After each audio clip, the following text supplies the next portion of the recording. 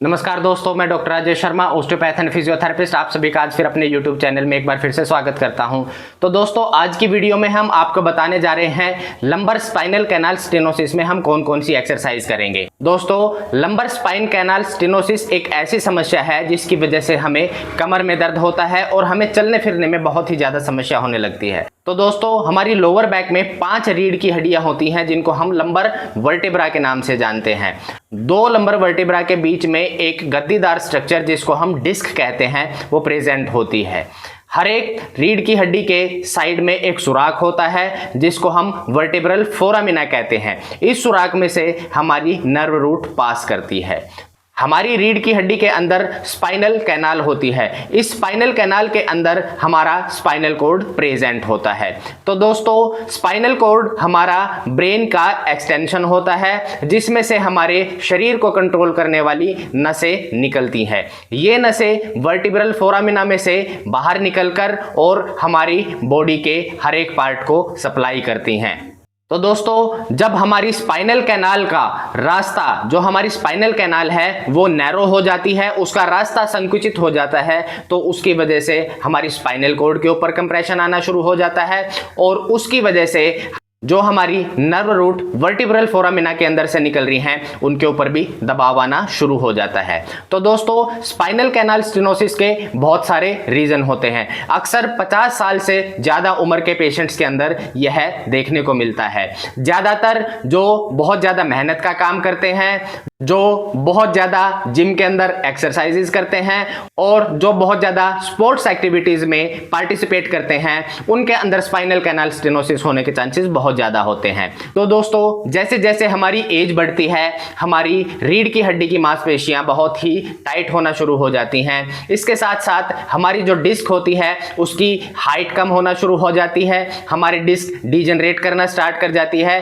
हमारी डिस्क के अंदर जो लिक्विड प्रेजेंट होता है वो लिक्विड सूखना शुरू कर देता है, जिसकी वजह से हमारी डिस्क की हाइट कम हो जाती है। उसकी वजह से जो हमारी 2 रीढ़ की हड्डियों के बीच का गैप होता है वो गैप कम होना शुरू हो जाता है और हमारी रीढ़ की हड्डी के जो जॉइंट्स हैं उन जॉइंट्स के ऊपर बहुत ज़्यादा प्रेशर आने की वजह से हमारे जॉइंट्स डिजनरेट करना शुरू कर देते हैं, घिसना शुरू कर देते हैं। उससे हमारा जॉइंट आर्थरोसिस हो जाता है और हमारी रीढ़ की हड्डी के कोने बढ़ने शुरू हो जाते हैं और वो रीढ़ की हड्डी के बढ़े हुए कोने हमारे स्पाइनल कैनाल के अंदर भी चले जाते हैं।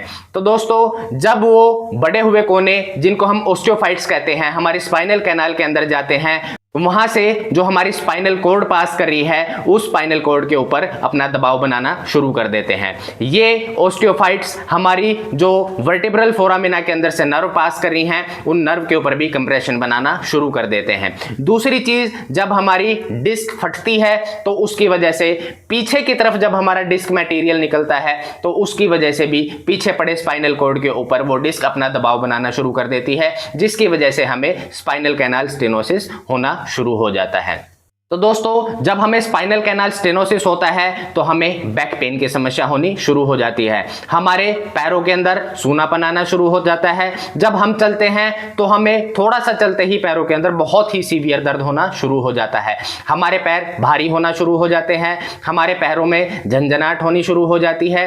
चलते चलते हमें बैठना पड़ता है। जब हम चलते हैं तो कुछ कदम चलने के बाद हमारा शरीर आगे की तरफ झुकना शुरू हो जाता है। जब हम शरीर को आगे झुका के चलते हैं तो थोड़ा सा हमें कंफर्टेबल महसूस होता है, मगर उसके बाद भी हम बहुत ज्यादा दूर तक नहीं चल पाते हैं और हमें बीच में ही बैठना पड़ता है। बैठ के जब हम उठ के चलते हैं तो उतना फिर से हम वापस चल पाते हैं। जब हम चल के खड़े होते हैं और किसी चीज का आगे सहारा लेके उस चीज पे झुक जाते हैं तो उससे स्पाइनल कैनाल स्टेनोसिस के पेशेंट को बहुत आराम मिलता है। तो दोस्तों, ये कुछ लक्षण हैं जो स्पाइनल कैनाल स्टेनोसिस के पेशेंट के अंदर मिलते हैं। तो आज के इस वीडियो में हम आपको ऐसी बेहतरीन और सिंपल एक्सरसाइजेस बताने जा रहे हैं। जब आप इन एक्सरसाइजेस को रूटीनली निभाकर करेंगे तो आपके स्पाइनल कैनाल का जो रास्ता नैरो हो गया है वो रास्ता आपका धीरे धीरे खुलना शुरू हो जाएगा और हमारी स्पाइनल कॉर्ड और नर्व्स रूट के ऊपर जो प्रेशर पड़ा हुआ है वो प्रेशर कम होना शुरू हो जाएगा।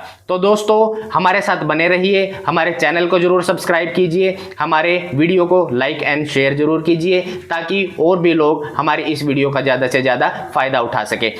तो आइए दोस्तों चलते हैं और समझते हैं कि हमें इन एक्सरसाइजेस को कैसे करना है। पहली एक्सरसाइज के लिए हम सीधा लेट जाएंगे। सीधा लेट के अपनी एक टांग को बिल्कुल सीधा ऊपर की तरफ उठाएंगे।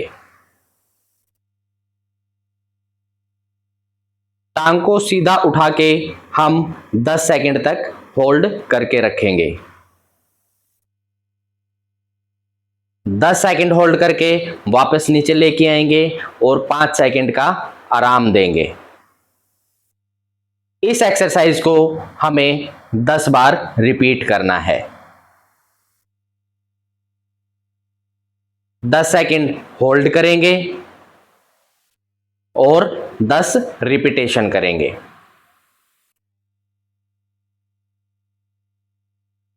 इसके बाद दूसरे पैर को हम ऊपर की तरफ सीधा उठाएंगे।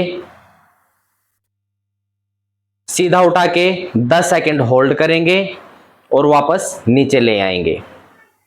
5 सेकंड आराम देके फिर से वापस सीधा उठाएंगे।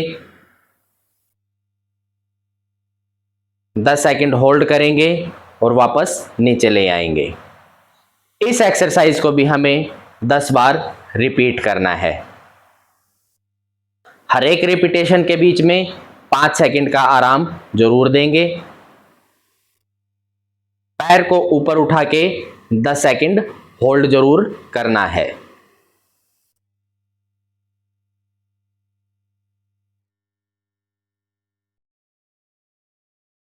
दूसरी एक्सरसाइज के लिए हम अपने हैमस्ट्रिंग मसल्स को स्ट्रेच करेंगे।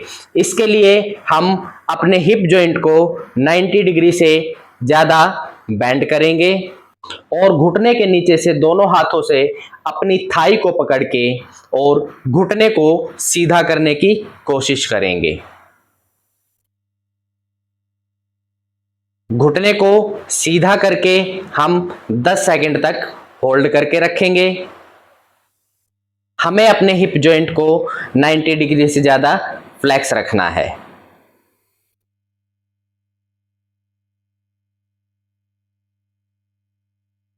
दस सेकंड होल्ड करेंगे। 10 सेकंड होल्ड करने के बाद हम वापस घुटने को नीचे ले आएंगे। 5 सेकंड का आराम देके फिर से ऊपर ले जाके हम हैमस्ट्रिंग मसल को स्ट्रेच करेंगे। इस एक्सरसाइज को हमें 10 बार रिपीट करना है।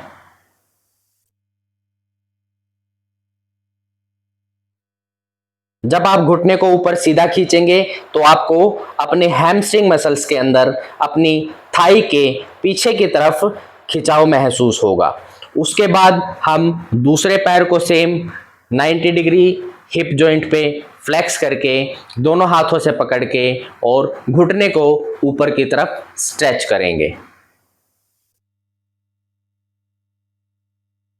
घुटने को सीधा स्ट्रेच करके 10 सेकंड तक होल्ड करके रखेंगे।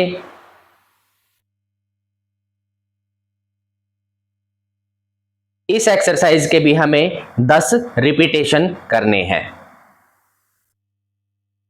हर एक स्ट्रेच के बाद हमें 5 सेकंड का आराम जरूर देना है। पूरा स्ट्रेच करके 10 सेकंड होल्ड करेंगे और 10 रिपीटेशन जरूर करेंगे। बैक पेन के पेशेंट में हमारी हैमस्ट्रिंग मसल की प्रॉपर लेंथ का मेंटेन रहना बहुत ही जरूरी है।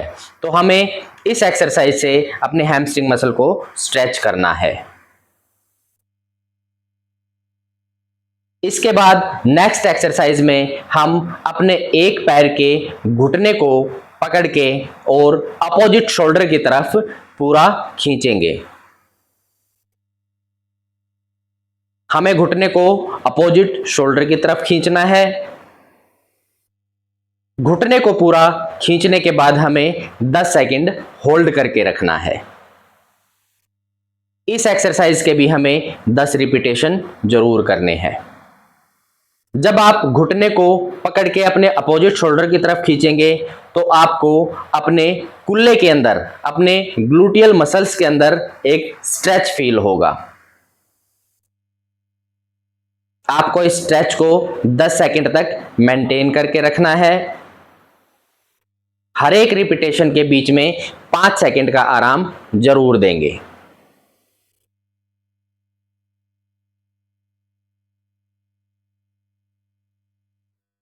घुटने को पूरा खींच के रखना है और 10 सेकंड तक होल्ड करना है।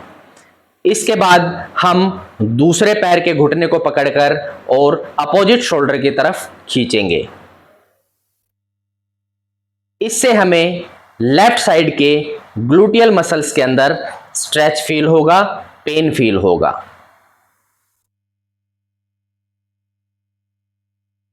घुटने को अपोजिट शोल्डर की तरफ खींचकर 10 सेकंड तक होल्ड करके रखना है। दोस्तों, ये सारी हमारी फ्लेक्शन एक्सरसाइजेज हैं। हमें स्पाइनल कैनाल स्टेनोसिस के अंदर कोई भी एक्सटेंशन एक्सरसाइज नहीं करनी है। फ्लेक्शन एक्सरसाइज वो एक्सरसाइज है जिसमें हमारी रीढ़ की हड्डी का आगे की तरफ झुकाव बनता है। एक्सटेंशन एक्सरसाइजेज में हमारी रीढ़ की हड्डी का पीछे की तरफ झुकाव बनता है। जब हमारी रीढ़ की हड्डी पीछे की तरफ झुकती है तो हमारी स्पाइनल कैनाल और भी ज्यादा संकुचित होती है, और भी ज्यादा नैरो होती है। तो हमें स्पाइनल कैनाल स्टेनोसिस के अंदर पीछे झुकने वाली कोई भी एक्सरसाइज नहीं करनी है। नेक्स्ट एक्सरसाइज में हम दोनों घुटनों को पकड़कर अपनी चेस्ट की तरफ पूरा जोर से खींचेंगे। घुटनों को पूरा खींच के 10 सेकंड होल्ड करेंगे। 5 सेकंड का आराम देके फिर से वापस खींचेंगे। इस एक्सरसाइज के भी हमें 10 रिपीटेशन जरूर करने हैं। यह एक्सरसाइज भी हमारी स्पाइनल कैनाल का जो डायमीटर है उसको खोलती है।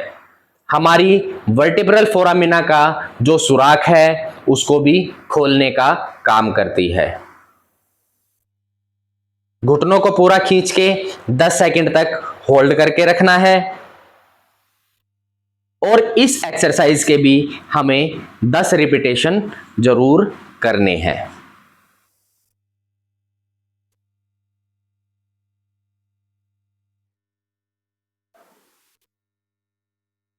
नेक्स्ट एक्सरसाइज में हम अपने दोनों हाथों पे और दोनों घुटनों पे खड़े हो जाएंगे।